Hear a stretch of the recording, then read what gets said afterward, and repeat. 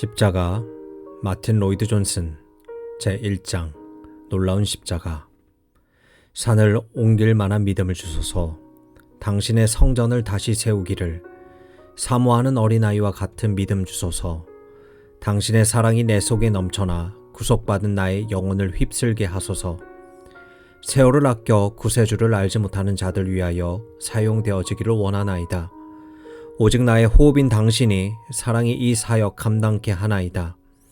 은혜로우신 주여, 복되신 당신의 손으로 나를 받아주소서. 생명의 말씀 전하게 하시고 당신의 영광으로 살게 하소서. 드려진 모든 순간에 죄인들의 친구를 삼게 하소서. 측량할 수 없는 주님의 은혜로 내 심령에 채우시면 주께서 가지신 열정으로 이웃을 사랑하오리이다. 양들을 위해 죽으신 목자이신 주님 품으로 인도하리이다. 찰스 웨슬레. 왜 찬송가 가사와 같은 생애를 살 수 있으며 또 그렇게 살기를 갈망하실 수 있겠습니까? 이 점이 문제가 됩니다. 여기 적힌 모든 가사가 진실인 것처럼 친구 되신 주님을 찬양하는 일에 여러분의 모든 시간을 투자하는 것이 여러분의 간절한 바람인지요? 그렇다면 그 질문에 해답을 찾기 위해 사도 바울의 서신인 갈라디아서를 소개해드립니다. 갈라디아서 6장 14절 말씀에 이렇게 기록되어 있습니다. 그러나 내게는 우리 주 예수 그리스도의 십자가 외에 결코 자랑할 것이 없으니 그리스도로 말미암아 세상이 나를 대하여 십자가에 못 박히고 내가 또한 세상에 대하여 그러하니라. 지금 이 말씀은 그러나라는 단어가 앞절에서 서술한 말씀과 이어지는 말씀입니다. 12절과 13절에 이렇게 기록되어 있습니다. 무릇 육체의 모양을 내려 하는 자들이 억지로 너희로 할례를 받게 함은 저희가 그리스도의 십자가를 인하여 핍박을 면하려 함뿐이라. 할례 받은 저희라도 스스로 율법은 지키지 아니하고 너희로 할례 받게 하려는 것은 너희의 육체로 자랑하려 함이라. 그러나 내게는 우리 주 예수 그리스도의 십자가 외에 결코 자랑할 것이 없으니 그리스도로 말미암아 세상이 나를 대하여 십자가에 못 박히고 내가 또한 세상에 대하여 그러하니라. 제가 여러분에게 방금 상기시켜 드린 것처럼 이 진술은 갈보리산 상 십자가에서 하나님의 아들 우리 주 예수 그리스도의 죽으심에 관하여 왜 바울 사도께서 그 같은 논리로 말씀하셨는지를 깨닫도록 도와주고 있습니다. 이 말씀을 우리 자신의 입장에서 읽어보면 훨씬 쉽게 납득되어질 수 있습니다.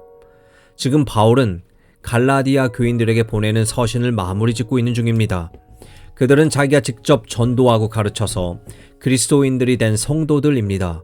그런데 어떤 다른 선생들이 그들 가운데서 돌아다니며 그들을 혼란한 상태에 빠뜨리고 있습니다. 그들은 가르치기를 여러분이 복음을 믿는 데에는 이의가 없습니다.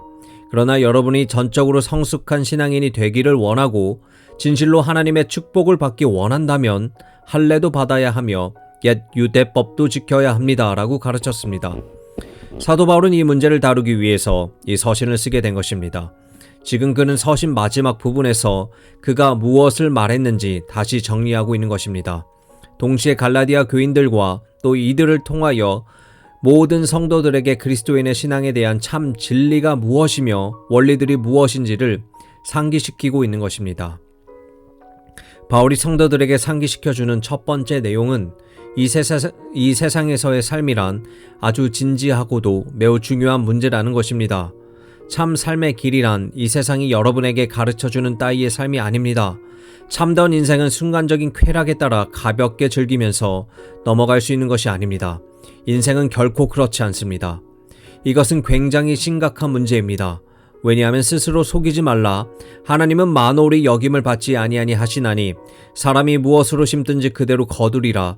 자기의 육체를 위하여 심는 자는 육체로부터 썩어질 것을 거두고 성령을 위하여 심는 자는 성령으로부터 영생을 거두리라 고 말씀하고 있기 때문입니다.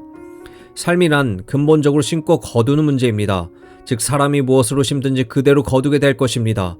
이 세상에는 우리가 절대적으로 지켜야 하는 확실한 도덕법들이 있습니다. 우리 모두는 책임을 지닌 존재들로서 언젠가는 모두 죽게 될 것입니다. 심판받는 하나님 앞에 서게 될 것입니다. 그때에는 육체 가운데 거하면서 행한 행위에 따라 판결을 받게 될 것입니다. 우리의 영원한 운명은 이 육체 상과 이 세상의 삶 속에서 무엇을 했느냐에 따라서 판정될 것입니다. 그러므로 삶은 엄청난 문제가 아닐 수 없습니다. 우리가 생각할 수 있는 가장 심각한 문제입니다. 왜냐하면 우리가 육체로 심었는지 아니면 성령으로 심었는지에 따라서 이 땅의 추수와 영혼의 추수가 결정되기 때문입니다. 다음에 고려해야 할 중요사항은 어떻게 성령을 위하여 심느냐 하는 문제입니다. 즉 어떻게 이 세상에서 기쁨과 행복 그리고 평화를 누리는 복을 거두며 살며 또 이것들이 영원히 이 세상에서 지속되도록 하겠습니까? 이것이 문제입니다만 불행하게도 사도 바울이 지적해주고 또 그의 전체 서신이 가르쳐주고 있는 것처럼 문제는 몹시 복잡합니다. 왜냐하면 거짓 교사들 때문입니다. 초대교회에서 생긴 이 같은 문제는 오늘날 우리 교회 안에도 아직 존재하고 있습니다. 많은 일들이 기독교의 이름으로 일어나지만 기독교와 정반대되는 헛소리들이 흘러나오고 있습니다. 그들은 한결같이 그리스도인이라고 하며 기독교 교회에 속한 자들이라고 말합니다만 용납할 수 없는 일들을 터무니없이 저지르고 있습니다. 그러므로 우리가 해야만 하는 첫 번째 일은 어떤 것이 참된 메시지인지를 찾는 것입니다. 거짓된 것과 참된 것을 어떻게 구별하시겠습니까? 바울 사도가 다른 서신 속에서 대답하는 것처럼 이 서신 속에서도 이 질문에 답하고 있습니다. 물론 성경 전체가 답을 주고 있습니다. 그러면 참된 메시지가 과연 어떤 것이겠습니까? 기독교 복음이란 무엇입니까? 복음에 관한 것이란 어떤 것을 말합니까? 복음이 선포하는 것은 무엇입니까? 복음이 우리에게 증언하고 있는 것이 무엇입니까? 인간이 하나님 앞에서 어떻게 바로 될 수 있습니까? 우리가 어떻게 성령을 위하여 심을 수 있습니까? 우리가 어떻게 하여야 영생을 거둡니까? 우리 주 위에서 무슨 일이 일어나도 동요되지 않고 죽음의 면전에서 웃을 수 있으며 하나님의 심판대 앞에 설 때 아무 두려움 없이 담대히 설 수 있게 하는 것이 무엇이겠습니까? 말로 형용할 수 없는 찬란한 영광 속에서 우리의 영원히 기쁨과 축복을 누릴 수 있게 되려면 우리가 이 세상에서 해야만 하는 것이 무엇이겠습니까? 우리가 무엇을 해야 할까요? 어떻게 하면 이 같은 것들을 얻을 수 있겠습니까? 다행스럽게도 사도 바울은 여기에서 답을 주고 있습니다. 그는 엄청나고도 위대한 진술을 합니다. 그러나 내게는 자랑할 것이 없습니다. 오직 우리 주 예수 그리스도의 십자가뿐입니다. 그리스도로 말미암아 세상이 나를 대하여 십자가에 못 박히고 내가 또한 세상을 대하여 못 박힌 것입니다. 이것이 바로 사도 바울의 자랑거리였습니다. 이것이 그가 전파한 전부였습니다. 그 역시 하나님의 은혜로 말미암아 여러분에게 설교하는 특권을 누리고 있는 것입니다.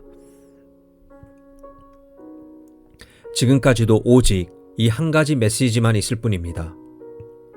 그 한 가지가 무엇입니까? 다음과 같은 측면에서 살펴보겠습니다. 십자가를 전하고 십자가 상에서 죽임당하신 예수 그리스도의 죽음을 전파하는 것은 기독교 복음의 핵심이며 기독교 메시지의 진수입니다. 저는 사도 바울이 여기서 말하고자 하는 것과 그가 자랑하려고 하는 한 가지에 여러분의 모두가 동의해야만 한다고 생각합니다. 다른 모든 것들 위해 가장 핵심이 되는 것은 바로 십자가입니다. 우리 주 예수 그리스도의 십자가상에서 죽으심입니다. 이것은 제가 여러분에게 전파하려는 것처럼 사도 바울 자신이 늘 전파했던 말씀입니다. 또한 이것은 다른 모든 사도들이 설교한 말씀이기도 합니다. 여러분이나 제가 교회 참된 메시지가 무엇인지를 알기 원한다면 우리 모두는 초기 기독교로 되돌아가야 합니다. 기독교 교회가 어떻게 시작되었습니까? 그들이 전한 메시지는 무엇이었습니까? 당신의 사도들이라고 불리는 사람들이 있었습니다. 그분들이 바로 기독교 교회를 세운 장본인들입니다. 그들 모두는 자기들의 생각을 전파하는 것이 아니었고 주 예수 그리스도로부터 받은 말씀을 전했습니다. 그러므로 우리가 기독교의 메시지가 무엇인지 알려고 할 때 우리는 사도들에게 돌아가야 하며 또 사도들의 메시지가 무엇이었는지 관찰해야만 하겠습니다. 바로 이것을 지금 제가 전하고자 합니다. 저는 그 메시지가 우리 주 예수 그리스도의 십자가였음을 여러분에게 알려드립니다. 제가 지금 강조하려는 점은 그들이 무엇을 증거했으며 그들의 증거가 대중을 모을 만한 것이 아님에도 불구하고 왜 그런 메시지를 전했는가라는 것입니다. 십자가에 관한 설교는 결코 대중적인 것은 아니었습니다. 이것은 오늘날도 마찬가지입니다. 인류 역사상 복음이 그렇게 된 적이 없습니다. 십자가를 전파한다는 것은 유대인들에게는 큰 장애물이었습니다. 또한 헬라인들에게는 어리석은 것이었습니다. 바울은 무릇 육체의 모양을 내려 하는 자들이 억지로 너희로 할례받게 함은 저희가 그리스도의 십자가를 인하여 핍박을 면하게 할 뿐이라 고 말씀합니다. 그리스도의 십자가에 관한 설교는 언제나 핍박이 따랐습니다. 갈라디아서의 서두에서도 사도 바울은 십자가의 장애물들이 무엇인지를 말하고 있습니다. 십자가는 언제나 사람들을 불쾌하게 한 것이었습니다. 십자가는 환영받는 것도 아니고 대중에게 인기 있는 것도 아니었지만 모든 사도들이 전파한 설교의 핵심이었습니다. 그들은 계속해서 십자가를 증거했고 결국 순교까지 당했던 것입니다. 그 결과 십자가에 대한 그들의 메시지는 기독교 교회의 중심 교훈이 되고 핵심이 되는 내용으로 정착했습니다. 저는 우리 모두가 아직도 이 메시지가 기독교 메시지의 전부라는 것을 가슴 깊이 느끼는 것보다 더 중요한 것은 없다고 믿습니다. 이 점을 강조하기 위해 먼저 부정적인 측면에서 설명하겠습니다. 기독교 복음의 메시지가 무엇입니까? 기독교 교회가 증거하는 것이 무엇입니까? 많은 사람들이 이것에 대해 잘못 이해하고 있습니다. 그들은 기독교 복음의 진수가 우리 주님이 가르침이라는 것입니다. 그러나 기독교 복음의 진수가 주님의 교훈하신 말씀이라고 주님은 가르치지 않으셨습니다. 그런데도 많은 사람들이 그것이 기독교의 전부인 양 착각하고 있습니다. 그들은 말하기를 오늘날 우리에게 필요한 것은 주님의 가르침이라고 합니다. 그리고 예수님을 모든 세대를 통해서 태어난 인물 중 가장 훌륭한 종교적 천재이며 철학자들보다 훨씬 뛰어난 분으로 평가합니다. 산상수훈을 살펴보라. 이것이야말로 오늘날 우리에게 절실한 것이 아닌가. 예수님의 이 윤리적 가르침이야말로 보약 중 보약이다. 이것은 우리는 사람들에게 가르치고 전해야만 한다라고 주장합니다. 그러나 사도 바울의 가르침에 의하면 예수님의 산상수훈이 사람들에게 먼저 있어야 할 것이 아님을 알 수 있습니다. 좀 더 깊이 생각해 봅시다. 여러분이 오직 예수님의 가르침을 설교한다면, 가르침만을 설교한다면 인간사 재반의 문제들을 해결할 수 없으며 오히려 더욱 문제를 악화시키게 될 것입니다. 그런 설교는 여러분에게 공허한 것이며 오히려 해를 끼칩니다. 왜냐하면 그대로 살 수 있는 사람이 아무도 없기 때문입니다. 그렇기 때문에 사도들은 예수님의 산상수훈 등을 설교하지 않은 것입니다. 바울은 내게는 우리 주 예수 그리스도의 윤리적 가르침 외에 결코 자랑할 것이 없으니라고 했으나 또는 내게는 산상수훈 외에는 결코 자랑할 것이 없으니라고 말하지 않았습니다. 이것들은 예수 그리스도의 가르침도 모범도 아닙니다. 그런데 이러한 것들이 자주 강단에서 외쳐지고 있습니다. 기독교의 메시지가 무엇입니까? 라고 사람들은 질문합니다. 그리고는 그리스도를 닮는 것이라고 말하면서 복음서들을 읽어보라고 권합니다. 그리고 예수님의 생애를 살펴보라고 합니다. 주님의 사신 것처럼 우리도 그리스도를 본받아 살자고 강조합니다. 여러분에게 다시 한번 강조합니다만 그러한 것들은 기독교 메시지의 핵심이 결코 아닙니다. 그 교훈들이 기독교 속에 포함되어 있는 것은 사실입니다만 처음부터 전해야 할 것은 아닙니다. 사도들이 맨 처음부터 설교한 것은 그런 것들이 아닙니다. 우리 주님의 가르침도 맨 처음부터 이것을 증거한 것이 아닙니다. 사도들이 증거한 것은 바로 십자가상에서 주님의 죽으심이며 그 사건의 의미였습니다. 이것은 하나의 선언이었습니다. 물론 저는 이것에 대해 구체적으로 설명할 것입니다. 왜냐하면 사람들이 말하기를 이것이 오직 나만의 주장이며 다른 모든 설교자들처럼 자기만이 옳다고 말하면서 다른 사람들의 견해에 대해서는 비난만 퍼붓는다고 말하기 때문입니다. 그러나 이것은 분명히 저의 의견이 아닙니다. 사도들과 그들의 사도적 권위로 말미암아 씌어진 신약 성경을 통해서 이 같은 귀중한 진리를 발견한 것입니다. 여러분은 신약 성경을 읽고 난 후에 무엇을 발견했습니까? 우리 주님의 가르침 한가운데서 바로 서 있는 십자가일 것입니다. 사람들이 흔히 잘 기억하지 못하고 아주 두드러진 예가 성경에 있습니다. 가이사랴 빌립보에서 일어났던 사건입니다. 가이사랴 빌립보라 하면 먼저 무엇이 떠오릅니까? 여러분은 거기서 예수님이 그의 제자들에게 하신 질문을 기억할 것입니다. 주님께서 사람들이 나를 누구라 하더냐 라고 물으실 때 제자들은 여러 가지 대답을 드렸습니다. 그 다음 주님께서도 또 물으셨습니다. 너희는 나를 누구라 생각하느냐? 이때 베드로가 앞으로 나가면서 말하기를 주는 그리스도시요 살아계신 하나님의 아들이시니이다 라고 말했습니다. 예수님께서는 대답한 베드로에게 바요나 시몬아 내가 복이 있도다. 이를 내게 알게 한 이는 혈육이 아니요 하늘에 계신 내 아버지시니라고 말씀하셨습니다. 계속해서 너는 베드로라. 내가 이 반석 위에 내 교회를 세우리라고 하셨습니다. 그러나 그 다음을 읽어보십시오. 이때로부터 예수 그리스도께서 자기가 예루살렘에 올라가 장로들과 대제사장들과 서기관들에게 많은 고난을 받고 죽임을 당하고 제3일에 살아나야 할 것을 제자들에게 비로소 가르치시니 베드로가 예수를 붙잡고 간하여 가로되 주여 그리 마옵소서 이 일이 결코 주에게 미치지 아니하리이다. 예수께서 돌이키시며 베드로에게 이르시되 사탄아 내 뒤로 물러가라. 너는 나를 넘어지게 하는 자로다. 내가 하나님의 일을 생각하지 아니하고 도리어 사람의 일을 생각하는도다.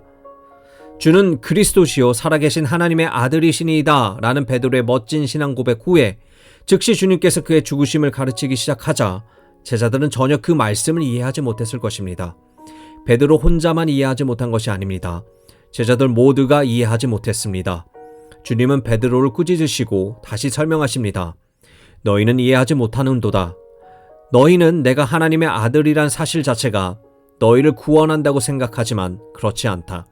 그러나 그 일을 내가 지금 하려고 하는 것이다. 여러분들은 물론 또 다른 기록들을 알고 있을 것입니다. 다른 복음서에도 이 같은 주님의 놀라운 설명이 나와 있습니다. 주님은 이 모든 문제들을 제 음미에 보라. 나는 왕이다.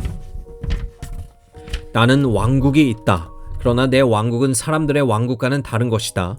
이 세상에서는 높은 사람들이 다 섬김을 받는다. 하지만 나는 섬기려고 왔다고 말씀하셨습니다. 인자가 온 것은 섬김을 받으려 함이 아니라 도리어 섬기려 하고 자기의 목숨을 많은 사람의 대속물로 주려 함이니라. 이것이 주님의 말씀입니다. 또한 최후의 만찬 장면을 살펴봅시다. 주님께서 이 일을 준비하셨고 자기가 무엇을 할 것인지 정확하게 제자들에게 말씀하셨습니다. 그곳에서 제자들이 주님과 함께 만찬을 나눌 때 주님은 떡을 취하여 쪼개시면서 그들에게 말씀하시기를 이것은 너희를 위하여 주는 내 몸이라 너희가 이를 행하여 나를 기념하라고 하셨습니다. 또 이 잔은 내 피로 세우는 새 언약이니 곧 너희를 위하여 붓는 것이라고 말씀하셨습니다. 즉 이것은 나 자신을 주는 것이며 내 몸은 상하게 되고 내 피는 너희를 위하여 흘리는 것이니라는 말씀입니다. 이 말씀은 우리 주님의 가르침 속에 분명하고도 확실하게 십자가가 들어있음을 보여주고 있습니다. 여기에 덧붙여서 우리가 자세히 음미해야 하는 다른 기록들이 또 있습니다. 변화산 위에서 일어났던 놀라운 광경을 기억하십니까? 우리 주님께서 베드로와 야고보와 그리고 요한을 데리고 산에 올라가셨습니다. 그때 그들 앞에서 변형되시사 제자들이 놀라운 모습으로 주님을 바라보게 되었습니다. 그 사이에 모세와 주님이 나누신 대화의 내용이 무엇이었습니까? 또 엘리야가 주님과 토의하신 내용이 무엇입니까? 그들은 주님과 함께 예루살렘 성벽 바깥쪽으로 이루어지게 될 출애굽에 대해서 토론하신 것입니다. 그들은 주님과 더불어서 그의 죽으심에 관하여 대화를 나누었습니다. 그러니까 율법을 대표하는 모세와 선지자를 대표하는 엘리야가 예수님의 십자가 상에서의 죽으심에 대하여 주님과 함께 이야기한 것입니다. 십자가는 생명을 풀어넣는 것입니다. 이것뿐만이 아닙니다. 후에 예루살렘에서 무슨 일이 벌어질 것인지에 대해 주님이 정확히 아셨음에도 불구하고 요지부동한 마음으로 예루살렘을 향하여 올라가시는 모습을 읽어볼 수 있습니다. 여러분이 통계에 관심 있는 사람이라면 여기에서 매우 재미있는 것을 발견할 것입니다. 여러분이 직접 사복음서들을 읽어보시고 연구해 보십시오. 우리 주님이 죽으심에 관해 기록이 얼마나 많은 부분이 차지하고 있는지를 주목하여 보십시오. 비록 그 기록들이 간략한 것일지라도 주님의 죽으심에 대하여 얼마나 많은 부분을 할애하고 있는지를 주목하여 살펴보십시오. 얼마나 자세히 설명하고 있는지 모릅니다. 어떤 분이 지적한 것처럼 이 기록들은 생생하고 자세한 표현들입니다. 주님의 손과 발에 못을 박는 망치 소리가 귀에 들리는 것 같지 않습니까? 왜 이것이 그렇게 두드러지게 나타납니까? 그 이유는 이것이 바로 가장 핵심이 되기 때문입니다. 복음서들 안에는 이 기록들로 가득 차 있습니다. 여러분들은 사도행전을 읽으면서 무엇을 발견합니까? 사도행전 13장 14절부터 41절을 읽어보십시오. 이 문제에 대하여 너무나 선명히 말씀하고 있지 않습니까? 안디옥 사람들에게 설교하는 바울은 이 사실을 되풀이해서 증거하였고 특히 주님의 죽으심과 부활에 대하여 많이 강조하였습니다. 그 후 바울은 자신의 설교를 다음과 같이 말하므로 그들에게 적용하고 있습니다. 즉, 이 사람을 힘입어 죄 사함을 너희에게 전하는 것이라고 하였습니다. 이것은 놀라운 증거가 아닐 수 없습니다. 더 나아가 17장에서는 바울이 데살로니가를 방문한 기록이 나와 있습니다. 거기에는 무슨 일이 벌어졌는지 보십시오. 바울이 자기의 규례대로 저희에게로 들어가서 새 안식일에 성경을 가지고 강론하며 뜻을 풀어 그리스도가 해를 받고 죽은 자 가운데서 다시 살아나야 할 것을 증거하시고 이르되 내가 너희에게 전하는 이 예수가 곧 그리스도시라. 고 바울은 증거했습니다. 다른 모든 사도들과 마찬가지로 바울도 어디를 가든지 이 말씀을 전한 것입니다. 그 다음 여러 서신들을 살펴보십시오. 성경 여러 곳에서 말씀하시는 이 말씀에 대한 구절들을 인용함으로써 여러분들에게 기독교 중심 메시지가 무엇인지를 충분히 입증해 드릴 수 있습니다. 제가 이 시간에 말씀드리지 않고서는 견딜 수 없는 한 구절이 로마서 3장에 있습니다. 그러므로 율법의 행위로 그의 앞에 의롭다 하심을 얻을 육체가 없나니 율법으로는 죄를 깨달음이니라. 이제는 율법 외에 하나님의 한 의가 나타났으니 율법과 선지자들에게 증거를 받은 것이라. 곧 예수 그리스도를 믿음으로 말미암아 모든 믿는 자에게 미치는 하나님의 의니 차별이 없느니라. 모든 사람이 죄를 범하였음에 하나님의 영광에 이르지 못하더니 그리스도 예수 안에 있는 구속으로 말미암아 하나님의 은혜로 값없이 의롭다 하심을 얻은 자 되었느니라. 이 예수를 하나님의 그의 피로 인하여 믿음으로 말미암는 화목 제물을 세우셨으니 라는 말씀입니다. 보혈, 십자가의 피, 이것이 모든 서신들의 주제입니다. 로마서 5장을 다시 한번 읽어보십시오. 우리가 아직 연약할 때에 기약대로 그리스도께서 경건치 않은 자를 위하여 죽으셨도다. 의인을 위하여 죽는 자가 쉽지 않고 선인을 위하여 용감히 죽는 자가 혹 있거니와 우리가 아직 죄인 되었을 때에 그리스도께서 우리를 위하여 죽으심으로 하나님께서 우리에 대한 자기의 사랑을 확증하셨느니라. 그러면 이제 우리가 그 피를 인하여 의롭다 하심을 얻었은즉 더 그로 말미암아 진노하심에 구원을 얻을 것이니 라고 말씀하십니다. 이것이 전부가 아닙니다. 저는 계속해서 여러분들에게 말씀을 인용해 드릴 수 있습니다. 바울 사도는 고린도 교인들에게 그의 서신 첫 장에서 이렇게 말하고 있습니다.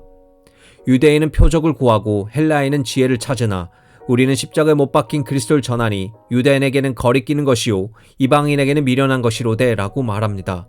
제2장에 가면 계속해서 내가 너희 중에서 예수 그리스도와 그의 십자가에 못 박힌 것 외에는 아무것도 알지 아니하기로 작정하였음이라 라고 말하고 있습니다. 이것이 그의 변함없는 설교요 증거입니다. 만일 이 사실을 여러분이 믿을 수 없다면 바울 스스로가 고린도전서 15장의 서두에서 뭐라고 고백했는지 읽어보십시오. 그는 형제들아 내가 너희에게 전한 복음을 너희로 알게 하노니 이는 너희가 받을 것이요 또 그 가운데서 선 것이라. 너희가 만일 나의 전할 그 말을 굳게 지키고 헛되이 믿지 아니하였으면 이로 말미암아 구원을 얻으리라. 내가 받은 것을 먼저 너희에게 전하였노니 라고 했습니다.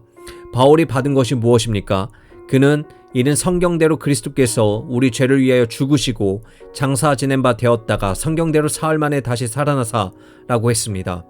바로 이것이 바울이 설교 중에서 유난히 강조했던 말씀임을 여러분들이 주지하였으리라고 믿습니다. 이것은 메시지의 핵심이요 어떻게 그리스도께서 우리의 죄악을 위해 죽으셨는지를 선명히 보여주는 말씀입니다. 바울은 어디에서나 이 사실을 증거했습니다. 고린도 후서 5장에서 그는 이렇게 말합니다. 이러므로 우리가 그리스도를 대신하여 사신이 되어 이 말씀을 다음과 같이 풀어 옮길 수 있을 것입니다. 나는 내 자신의 권리로 전하는 것이 아니다. 내 자신의 권리나 희생으로 너희를 방문하는 것이 결코 아니다. 나는 보냄을 받은 사람이다. 이것이 내가 가진 모든 쥐인 것이다. 이러므로 우리가 그리스도를 대신하여 사신이 되어 하나님이 우리로 너희를 권면하시는 것 같이 그리스도를 대신하여 간구하노니 너희는 하나님과 화목하라. 과연 무엇이 바울의 메시지입니까?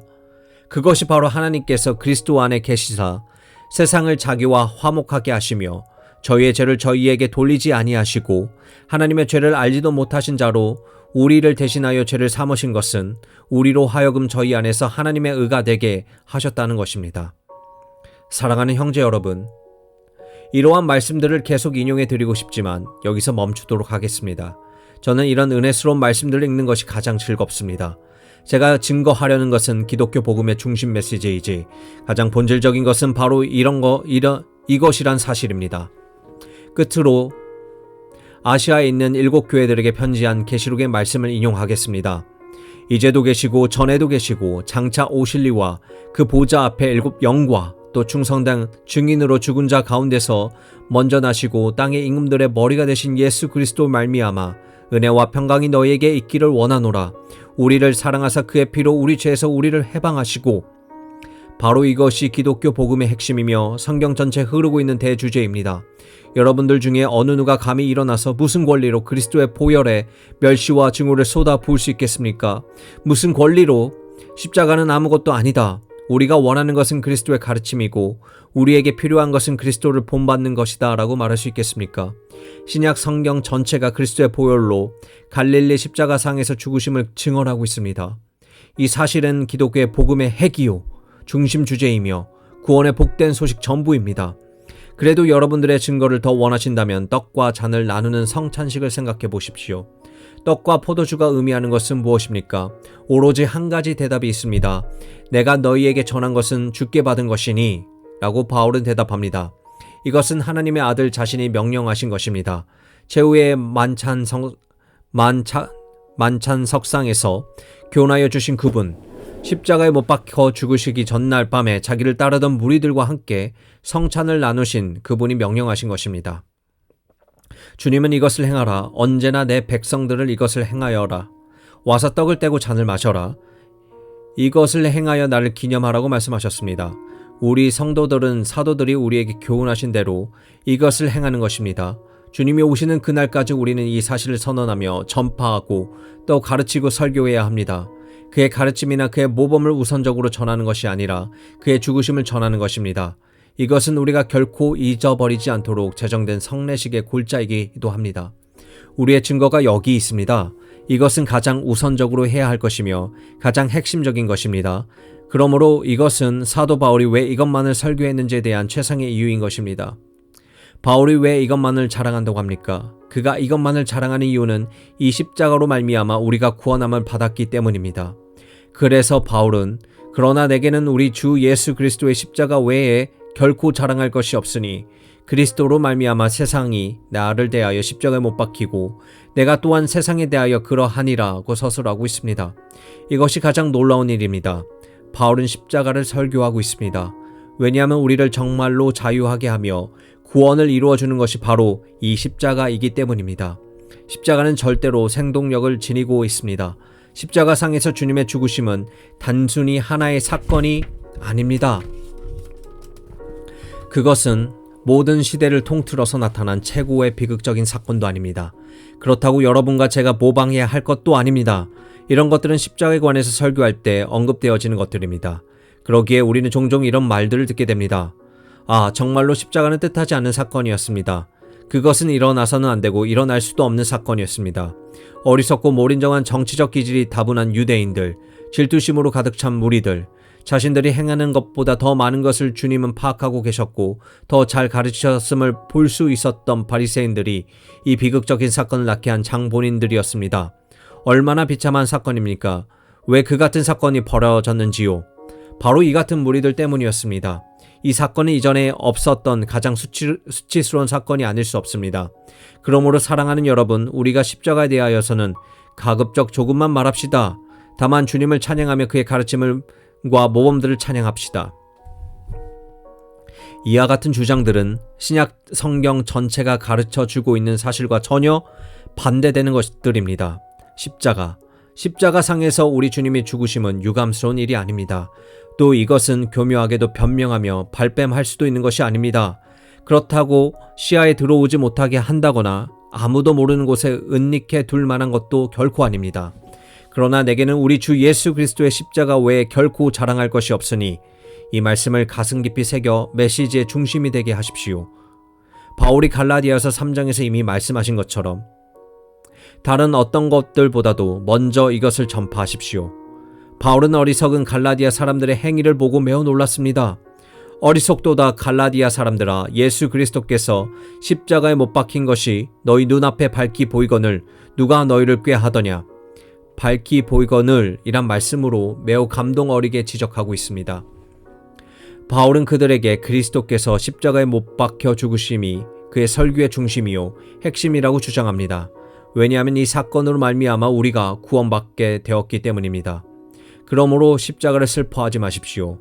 그렇다고 그것을 애써 잊으려고 한다거나 우상화하지 마십시오. 또 미사여구를 써서 아름답게 장식시키려고도 하지 마십시오. 결코 그럴 수 없습니다. 여러분은 나는 오직 십자가만을 자랑한다고 말할 수 있어야 합니다. 왜? 이것으로 말미암아 세상이 나를 대하여 십자가에 못 박히고 내가 또한 세상에 대하여 그러하기 때문입니다. 그것은 나의 구원을 의미합니다. 이것으로 말미암아 정말로 우리가 구원받게 되었기 때문입니다. 다시 말해서 사도 바울이 우리에게 이 사실을 전하고 있음은 십자가상에서 확실히 발생한 사건 때문이요. 우리 주님께서 십자가상에서 죽으실 때 우리가 구원을 잊게 된 바로 그 사실 때문입니다. 만일 주님께서 십자가상에서 죽으시지 않으셨다면 어느 누구도 구원받게 될 수 없습니다. 우리가 전파해야 될 복음도 없을 것입니다. 십자가는 구원의 사건이며 우리의 구원이 성취되는 결정적인 구속행위입니다. 이것이 곧 사도 바울이 십자가만을 자랑한다고 말한 이유입니다. 이것은 이삭 왓츠가 주 달려 죽은 십자가를 노래한 이유이기도 합니다. 십자가는 우리를 구원하는 것입니다. 십자가 없이는 우리에게 구원이 없습니다. 다시 말씀드리지만 이 사실은 확증시키는 증거는 얼마든지 있습니다. 누가복음을 읽어보십시오. 부활하신 이후에 주님께서 뭐라고 말씀하셨습니까? 이에 저희 마음을 열어 성경을 깨닫게 하시고 또 이르시되 이 같은 그리스도가 고난을 받고 제3일에 죽은 자 가운데서 살아날 것과 그의 이름으로 죄사함을 얻게 하는 회개가 예루살렘으로부터 시작하여 모든 족속에게 전파될 것이 기록되었으니 너희는 이 모든 일의 증인이라. 그리고 바울 사도가 안디옥 사람들에게 그의 설교를 다음과 같이 끝맺는 것도 주목하십시오. 그러므로 형제들아 너희가 알 것은 이 사람을 힘입어 죄사함을 너희에게 전하는 이것이며 또 모세 율법으로 너희가 의롭다 하심을 얻지 못하던 모든 일에도 이 사람을 힘입어 믿는 자마다 의롭다 하심을 얻는 이것이다. 이것이 우리가 구원을 받게 되는 원리인 것입니다. 사도 바울은 갈라디아서 첫 부분에서 이렇게 증언하고 있습니다. 우리 하나님 아버지와 주 예수 그리스도를 쫓아 은혜와 평강이 있기를 원하노라. 그리스도께서 하나님 곧 우리 아버지의 뜻을 따라 이 악한 세대에서 우리를 건지시려고 우리 죄를 위하여 자기 몸을 들이셨으니. 이 말씀은 본 서신 끝부분의 요청과도 일치합니다. 바울은 언제나 이 사실을 증거하고 있습니다. 그러므로 십자가는 사도들이 전한 메시지의 중심이었습니다. 왜냐하면 그것이 우리를 구원하는 것이기 때문입니다. 십자가는 우리 자신을 스스로 구원하라고 요구하지 않습니다. 우리가 구원을 받기 위해 무엇을 행하라고도 말하지 않습니다. 이미 다 이루었다고 선포합니다. 이 일은 이미 결정된 것이었고 십자가상에서 있었던 일입니다. 이것이 복음입니다. 십자가의 구원과 구원의 사건이었기에 바울은 십자가만을 자랑한다고 고백하였고 오직 이것만을 설교한다고 증언하였습니다. 그럼 이제 다음 원리로 넘어가 봅시다. 이 십자가가 어떻게 우리를 구원합니까? 구원은 누구든지 십자가로 말미암아 받게 됩니다. 구원을 받는다는 의미는 여러분의 죄악들이 용서를 받게 되었다는 뜻이며 하나님과 이제는 화목해 되었음을 의미합니다.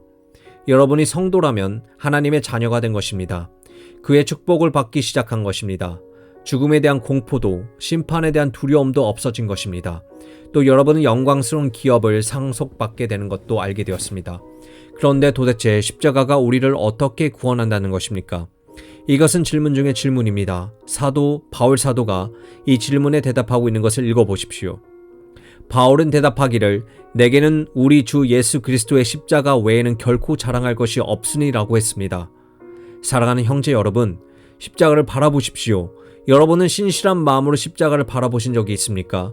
이삭 왓츠처럼 주님의 놀라운 십자가를 생각해 보신 적이 있습니까? 지금 십자가를 그려보십시오. 예루살렘 밖 갈보리라고 불리우는 언덕 위에 놓여진 세 개의 십자가들을 바라보십시오. 그 중앙에 있는 십자가를 바라보십시오. 거기에 달려서 죽어가고 있는 그 사람을 바라보십시오. 그가 너무 빨리 운명하신 것에 대해 사람들은 놀랐습니다. 그분이 누구입니까? 십자가 달려 죽어가고 계신 그분이 누구였는지를 분명히 파악하지 않을코는 십자가상에서 벌어진 사건에 대한 중요성을 여러분이 결코 이해하지 못할 것입니다. 가운데 십자가에 달려있는 이 사람은 누구입니까? 사도 바울이 여기에서 대답하고 있습니다. 그분은 우리 주 예수 그리스도입니다. 예수님은 분명히 한 인간이셨습니다. 여러분이 그분을 바라보면 그는 양 옆에 달려있는 다른 두 강도들과 같은 한 인간이었음을 알 수 있을 것입니다.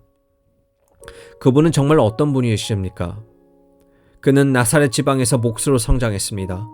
그곳에서 30세가 될 때까지 목수로서 일했습니다. 그런 후에 복음을 선포하는 설교가로 나서게 되었습니다. 그는 비상한 선지자였습니다. 사람들은 예수님이 많은 기적을 일으켰다고 말했습니다. 실로 그는 주목받아야 하는 인물이었습니다. 그는 보기 드문 뛰어난 종교적 천재였습니다. 어쩌면 정치적 선동자로 볼 수도 있었을 것입니다. 이 사람이 누구입니까? 이것이 문제입니다. 그 대답은 하나님의 아들, 즉 주님이라는 것입니다. 가이사랴 빌립보에서 베드로에게 무엇이라고 말씀하셨습니까? 주는 그리스도시요 살아계신 하나님의 아들이시니이다. 이때 예수님께서는 내 말이 옳도다. 바요나 시몬아 내가 복이 있도다. 이를 내게 알게 한 이는 혈육이 아니요 하늘에 계신 내 아버지이시니라고 말씀하셨습니다. 이것은 너희가 오로지 육신의 눈으로 바라본다면 내 안에 있는 것은 아무것도 보지 못하고 다만 한 인간으로 간주할 것이다. 그런데 베드로 너는 그 이상을 보고 있다. 너는 내가 하나님의 기름 부음을 받은 자임을 알고 있구나. 이것은 내 아버지께서 계시하여 주신 바로 그 진리이다. 라는 의미의 말씀입니다. 예수님은 영광의 주, 영원한 하나님의 아들이십니다. 그는 복되신 삼위일체 중 두 번째 위에 속하신 분입니다. 그는 하나님의 아들이십니다. 이 같은 진술 듣고 여러분은 의아해 할지도 모릅니다. 만일 그분이 정말 하나님의 아들이라면 십자가상에서 무엇을 하고 있었느냐라는 의문이 제기될 것입니다. 이 사람이 과연 영원하신 하나님의 아들로서 영원한 곳으로부터 제한된 곳으로 오신 분이며 인간의 몸을 취하시고 인간의 대신 분이라고 한다면 왜 그분이 죽어야만 했습니까? 왜 하나님이 죽으십니까? 십자가상에서 모든 인간들을 위해 하셨던 일은 무엇입니까? 어떻게 그분이 그런 곳에 달리게 되었습니까? 저는 이 시간에 어리석기 그지없는 현대인들의 주장이나 이미 앞에서 언급한 것들 말함으로 여러분의 시간을 허비하고 싶지는 않습니다. 주님의 죽으심은 한 평화주의의 죽음이 아닙니다. 잘못 언도된 한 착한 사람의 억울한 죽음도 아니며 자신을 변명하기에는 너무나 힘이 없었던 한 인간의 죽음도 아닙니다. 사랑하는 형제 여러분, 여러분이 그 죽음을 이와 같이 생각한다면 그분을 모욕하는 것입니다. 그분이 중상모략을 당한 것이 사실입니다만 십자가상에서 자기가 무엇을 하셨는지 주님은 말씀하십니다. 제가 이미 인용했습니다만 다시 한번 말씀드리다면 인자가 온 것은 섬김을 받으려 함이 아니라 도리어 섬기려 하고 자기 목숨을 많은 사람의 대속물로 주려 함이니라고 말씀하셨습니다. 즉 주님의 오심은 죽으시기를 위해서 오셨음을 증언하고 있습니다. 저는 여러분들에게 다음과 같은 말씀을 상기시켜 드리고 싶습니다. 그는 단호한 자세로 그의 얼굴을 예루살렘으로 향했습니다. 그의 제자들은 그가 설명하는 모든 것을 이해하지 못했습니다. 그들은 주님이 예루살렘에 올라가지 못하시도록 간하였습니다. 이 사실들이 성경에 아주 잘 표현되어 있습니다. 곧 그때에 어떤 바리새인들이 나와서 이르되 나가서 여기를 떠나서서 헤롯이 당신을 죽이고자 하나이다.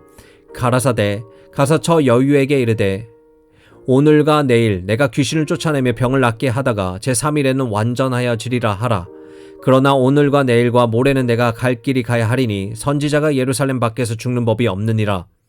주님은 침착하게 자기가 어디로 가야 할 것인지를 설명하셨습니다. 그는 자기가 이 세상에 무엇하러 오셨는지를 아신 것입니다. 그리고 겟세마네 동산에서 적들에게 포위당하셨을 때에 그 안전을 염려한 제자들은 우리가 가서 검을 사올까요? 우리는 어떤 희생을 치르더라도 이 일이 주님에게 생기지 않도록 막아야 합니다. 라고 말했습니다. 그리고 제자들 중에 하나가 검을 휘둘러 대제사장의 종의 귀를 잘라버렸던 것입니다. 그때 주님은 검을 도로 집에 꽂으라고 말씀하셨습니다. 너는 내가 내 아버지께 구하야 지금 12 영이 되는 천사를 보내시게 할 수 없는 줄 아느냐고 주님은 묻습니다. 즉 너희는 나를 누구라고 생각하느냐? 내가 지금 하고 있는 일이 무엇이라고 생각하느냐? 내가 십자가상에서 죽임을 꺾지 않고 이 세상으로부터 벗어나기를 원한다면 내가 내 아버지께 구하여 즉각 12 영이나 되는 천사들을 보내셔서 내가 온 그곳으로부터 천사들을 통하여 그 영광스러운 것으로 다시 되돌아갈 수 있음을 알지 못하느냐? 그렇지만 만일 내가 그렇게 하면 어떻게 내가 의를 성립시킬 수 있겠느냐? 내가 아버지께서 나를 보내셔서 이루라고 하신 그 일을 어떻게 이룩할 수 있겠느냐? 그렇게 하면 이래 성사를 이룰 수 없다. 나는 분명히 죽기 위하여 이 땅에 왔노라고 주님은 말씀하시는 것입니다. 이 사실에 대한 아주 놀라운 기록이 히브리서 2장 9절에 있습니다. 거기서 보면 오직 우리가 천사들보다 잠깐 동안 못하게 하심을 입은 자, 무엇 때문입니까? 곧 죽음의 고난 받으심을 인하여 우리는 지금 주님의 모습을 보고 있습니다. 영광과 존귀로 관쓰신 예수를 보니 이를 행하심은 하나님의 은혜로 말미암아 모든 사람을 위하여 죽음을 맛보려 하심이라고 말씀하고 있습니다. 사랑하는 여러분, 하나님의 아들이 십자가상에서 죽으셨습니다. 그가 하늘로부터 이 세상에서 죽으시기 위해 오셨기 때문입니다. 이것은 주님이 이 세상에 오신 목적입니다. 죽음의 고난을 받으시기 위하여 그는 잠깐 동안 천사들보다 못하게 하심을 입었습니다. 그가 인간의 모습을 취하심도 죽으시기 위함이었습니다. 이것은 단순한 하나의 사건이나 교묘하게 발뺌하여 변명되어질 수 있는 사건이 아닙니다. 십자가의 사건은 절대 필요한 것이며 많은 사람의 대속물이 되기 위해서 그의 생명을 내어 던지신 사건입니다. 왜 주님께서 그렇게 하셨습니까? 성경 전체는 여기에 대한 대답을 주고 있습니다. 한 구절 속에서 그 이유가 들어 있습니다. 그가 오심은 죄 아래서 허덕이는 여러분이나 저를 포함한 모든 인류를 위한 것이며 거룩하신 하나님의 심판 아래 놓여진 죄인들을 위함입니다. 주님은 최후의 심판과 멸망당하기로 운명되어진 이 세상으로부터 우리를 구원해 주시기 위해서 오셨습니다. 세상이 나를 대하여 십자가에 못 박히고 내가 또한 세상에 대하여 그러하니라. 우리 모두는 세상에 속한 사람들입니다. 그가 우리를 구원해 주시지 않는 한 우리는 세상의 사람들일 수밖에 없고 이 세상에서 태어나 세상의 운명을 짊어지고 그대로 죽게 될 것입니다. 그래서 주님이 오신 것입니다. 우리가 이미 살펴본 것처럼 바울은 로마서 3장에서 유대인이나 헬라인이나 다를 바 없이 다 범죄하였다고 말하였습니다. 모든 사람이 죄를 범하였을 때 하나님의 영광에 이르지 못하였던 것입니다. 우리가 생각하는 착한 사람, 악한 사람, 성인군자나 그렇지 못한 사람을 막론하고 하나님 앞에서는 모두 죄인들입니다. 우리가 착하게 사느냐 못 사느냐 하는 문제들은 외형적인 관점에서 매우 중요한 것임이 틀림없습니다. 그러나 하나님 앞에서는 세상에서 최고로 존경함을 받는 사람일지라도 버림을 받은 자요, 비참한 처지에 빠져있는 죄인으로 저주받아 소망 없는 인간으로 취급되는 것입니다. 아무리 도덕적인 성인군자 같은 사람일지라도 그 사람이 불신자라면 하나님의 눈에는 다를 바가 전혀 없습니다. 사회적인 지위의 높음도 하나님의 앞에서는 하등의 가치가 없습니다. 도덕인이 윤리니 하는 것들은 모두 하나님에게는 무의미합니다. 그것들은 아무리 좋아도 더러운 넝마 조각에 불과합니다. 모든 사람이 죄를 범하였음에 하나님의 영광에 이르지 못하는 것입니다. 바로 이것 때문에 주님이 이 세상에 오셨습니다. 아마도 여러분은 이렇게 말할 것입니다. 아, 좋아요. 그렇다면 하나님께서 왜 사람들의 죄를 용서하실 수 없단 말입니까? 잘못했습니다 하고 뉘우치는 사람을 사랑의 하나님께서 왜 용서하시지 않습니까? 이 질문도 역시 성경에서 대답을 찾을 수 있으며 이것 때문에 예수님이 죽으신 것입니다. 우리의 처지와 달리 하나님은 빛이십니다. 그분 속에는 전혀 어둠이 없습니다. 하나님의 공의의 하나님이시며 거룩하신 하나님이십니다. 그리고 하나님은 의로우신 분입니다. 물론 하나님의 이런 속성들이 우리에게는 의미가 없습니다. 우리가 어떻게 하나님의 거룩함에 대하여 이해할 수 있겠습니까? 우리는 더럽고 불결하며 추악하고 죄악이 가득 차 있는 피조물들입니다. 우리는 전혀 하나님의 의로움에 대해 이해할 수 없는 인간들입니다. 이것이 현대인들의 십자가의 보혈을 믿지 못하는 이유이기도 합니다.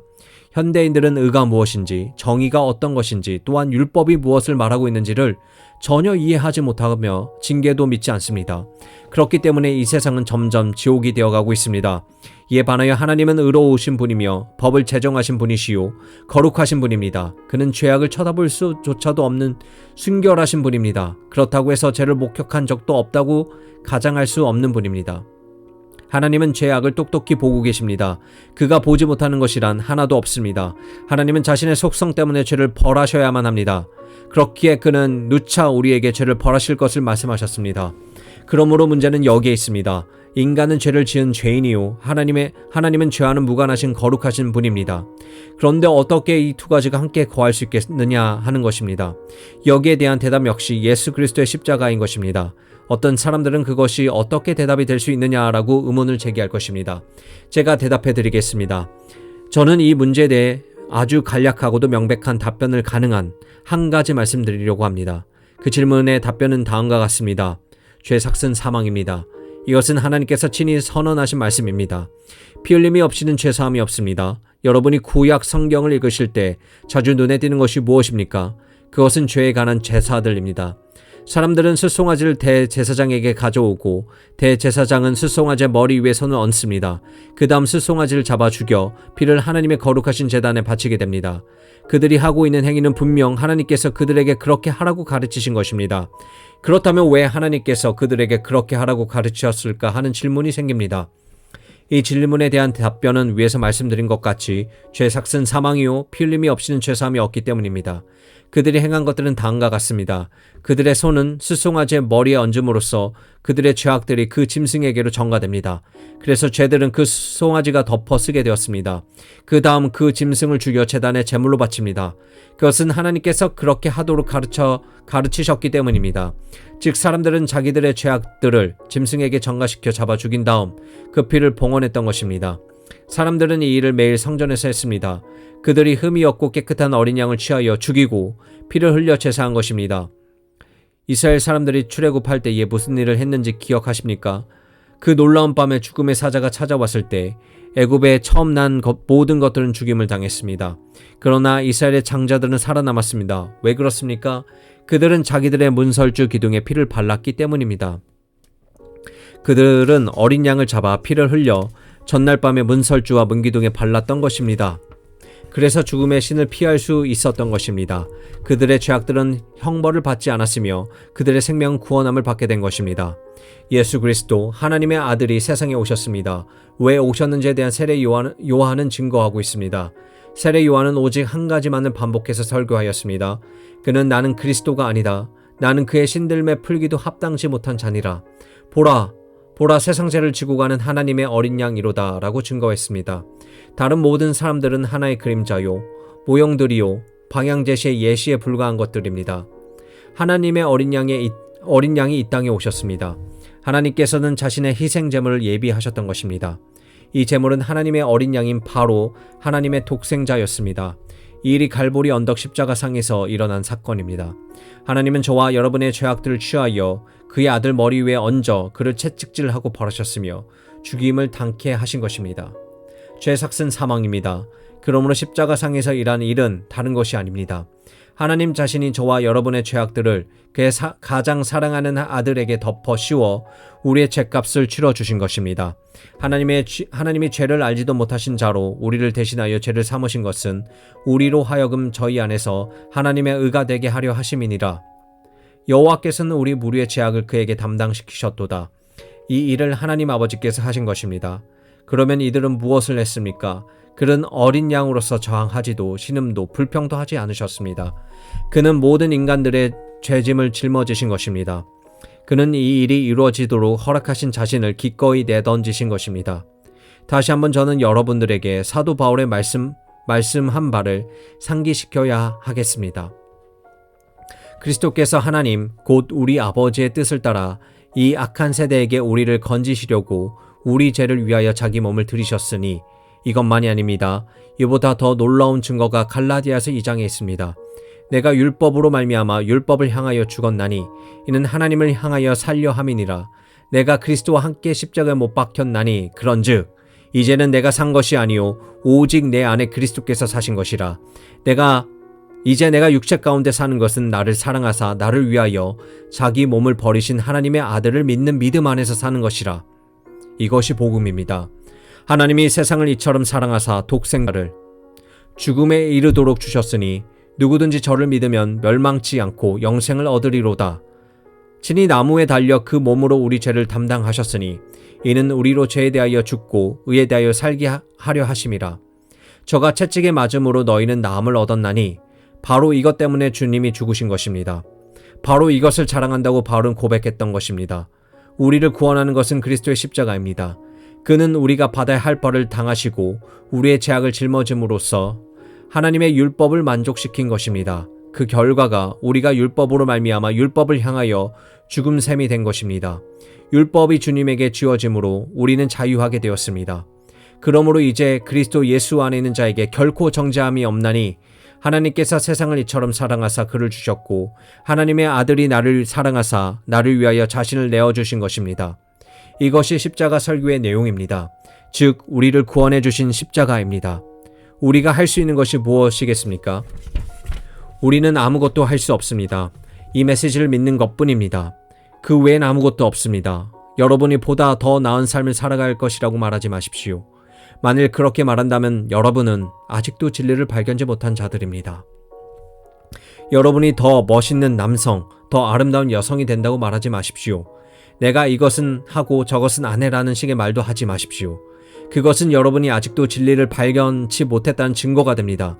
우리가 해야 할 한 가지는 그러므로 형제들아 너희가 알 것은 이 사람을 힘입어 죄사함을 너희에게 전하는 이것이며 또 모세 율법으로 너희가 의롭다 하심을 얻지 못하던 모든 일에도 이 사람을 힘입어 믿는 자마다 의롭다 하심을 얻는 이것이라 는 말씀을 믿는 것입니다.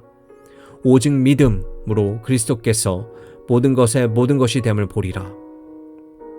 사랑하는 여러분, 여러분이 어떤 존재였는지 상관이 없습니다. 베시디아에 있는 안디옥에서 설교한 사도의 말처럼 저도 여러분들에게 말씀드립니다. 사랑하는 친구들이여, 나는 여러분을 개인적으로 잘 알지 못합니다. 그러나 한 설교자로서 자기의 회중들에 대해 모든 것을 다 알아야 할 필요성은 없는 것입니다. 왜냐하면 나는 여러분 개개인에 관해서 꼭 알아야 하는 것들을 알고 있기 때문입니다. 중요한 사실은 여러분 모두가 지독한 죄인이라는 사실입니다. 나는 여러분의 신분이 어떠한지에 대하여 전혀 관심이 없습니다. 나는 여러분들이 범한 죄악 중 특별한 죄목을 지적하는 일에도 관심이 없습니다. 모든 사람은 죄를 범하여 하나님의 영광에 이르지 못하기 때문입니다. 오늘날 수많은 사람들이 이 문제에 대하여 관심이 많습니다만 설교자는 그런 것들에 흥미가 없습니다. 나는 여러분이 지은 죄의 목록들을 나열하기를 원치 않습니다. 그것들이 무엇인지도 알고 싶지 않습니다. 물론 그것들은 매우 주목할 만한 것도 있을 것입니다. 또한 아주 악질적이며 극악무독한 더러운 죄악들일 수 있습니다. 그런 것들은 아무런 문제가 되지 않습니다. 우리 모두 하나님께 감사합시다. 내가 여러분에게 꼭 말해야 하는 것은 여러분이 아무리 지독한 죄인이요 추악하기 이를 데 없는 남자나 여자일지라도 비록 지금 이 순간까지 죄악의 수렁텅이에 빠져 살고 있더라도 한 사람을 힘입어 믿는 자마다 구원을 받게 된다는 것입니다. 이분이 바로 주 예수 그리스도 하나님의 아들이요 십자가상에서 우리가 받아야 할 형벌을 대신받아 죽으신 분임을 믿는다면 바로 그 순간 여러분이 저지른 모든 것들로부터 전적으로 완전히 의롭다 하심을 얻게 됩니다. 이 사실을 믿으십시오. 그리고 이 사실을 인하여 하나님께 감사하십시오. 전적으로 그분을 힘입고서 곧 그가 십자가상에서 이루심을 의지하여 우리 주 하나님의 이름으로 모든 죄가 완전히 지워졌습니다. 이것은 마치 이전에 결코 죄를 범한 적 없는 사람처럼 그의 의로움으로 옷 입혀진 것을 의미합니다. 그러므로 하나님 예수 그리스도 안에서 여러분은 완전한 자로 간주하십시오. 이것이 바로 십자가의 메시지요 기독교 복음에 증거하는 말씀입니다. 십자가상에서 죽으심으로 말미암아 우리를 구원해 주신 주님이십니다. 그 분 외에는 우리를 구원할 자가 아무도 없습니다. 그를 믿는 모든 사람은 누구든지 구원받게 되는 것입니다. 빌립보 감옥 간수에 대한 이야기를 기억하십니까? 공경에 빠졌던 이 간수가 자살하려고 할 때 바울이 막았습니다. 그때 그가 바울과 실라에게 와서 말하기를 선생들아 내가 어떻게 하여야 구원을 얻으리이까 하고 했습니다. 그에 대한 대답은 아주 간단했습니다. 주 예수를 믿으라. 그리하면 너와 내 집이 구원을 얻으리라. 그리하여 간수는 믿게 되었고 구원을 받았으며 그 순간으로부터 큰 기쁨이 그에게 넘친 것입니다. 사랑하는 형제 여러분, 이것이 바로 사도 바울이 우리 주 예수 그리스도의 십자가만을 자랑하는 이유입니다. 그는 세상의 모든 사람들에게 전해줄 메시지를 갖고 있었습니다. 바울은 이 세상에서 가장 극악무도하고 불결한 인간들이라 하더라도 또한 전혀 소망이 없는 사람들이라 하더라도 또한 존경을 한 몸에 받고 존귀한 사람들이나 착하기 그지없는 사람, 더 멋있고 아주 친절한 사람들일지라도 이 모두에게 전해줄 소식은 갖고 있었던 것입니다. 그는 이 소식을 모든 사람에게 기탄 없이 증거할 수 있습니다. 상하고 찢겨 죽임당하는 이 모든 사람들 위하여 전해줄 똑같은 복음이 바울에게 있었던 것입니다. 누구든지 이 소식을 믿는 자는 즉각 온전케 되었습니다. 얼마나 놀라운 일입니까? 바울이 버시디아 안디옥에서 했던 똑같은 질문을 하겠습니다. 유대인들이 회당에서 나갈 때에 다음 안식일에도 이 말씀을 더 듣게 해달라고 이방인들은 간청하며 더 듣기를 갈망했습니다. 여러분도 하나님의 말씀을 들을 때 더 듣기를 열망하십니까? 저는 이 놀라운 주제를 계속해서 증거할 것입니다. 여러분도 이 진리에 대하여 어렴풋이나마나 알아차렸다면 이 말씀을 더 듣기를 원할 것입니다. 그러나 그렇지 못하다면 사도 바울이 경고하는 말을 들어보십시오. 그런즉 너희는 선지자들로 말씀하신 것이 너희에게 미칠까 상가라 일렀으되 보라 멸시하는 사람들아 너희는 놀라고 망하라. 내가 너희 때를 당하여 한 일을 행할 것이니 사람이 너희에게 이를지라도 도무지 믿지 못할 일이라 하였느니라 하니라. 어떻습니까? 오직 우리 주 예수 그리스도의 십자가만을 자랑하시겠습니까? 여러분을 위하여 자신을 내어주시고 한없이 사랑해 주신 하나님의 이 아들을 자랑하는데 여러분의 모든 시간을 기쁜 마음으로 기꺼이 보내지 않겠습니까? 우리 자신들을 반성해 봅니다. 여러분이 남자든지 여자든지 스스로 자기 자신을 대답해 보십시오. 끝으로 200년 전에 찰스 웨슬레가 대답해 준 것을 읽음으로 이 말씀을 맺겠습니다. 구주의 보혈로 구원을 얻게 되네. 그의 죽으심, 내가 남긴 상처라네. 날 위해 피 흘린 나의 구주 하나님, 놀라운 그 사랑, 그 은혜 찬미하세.